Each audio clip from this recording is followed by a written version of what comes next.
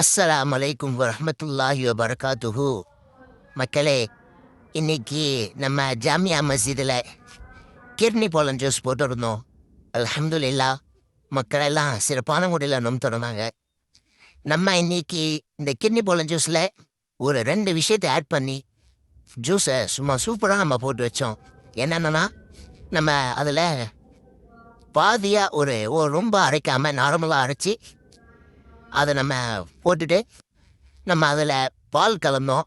அதே போல் ரூ அப்ஸா சேர்த்து நம்ம அதை நல்லா மிக்ஸ் பண்ணி மக்களுக்கு கொடுத்தோமே. அல்ஹம்துலில்லாஹ், எல்லாரும் ரொம்ப சந்தோஷமான முறையில் நோம்பு திறந்துட்டு எல்லாரும் போனாங்க.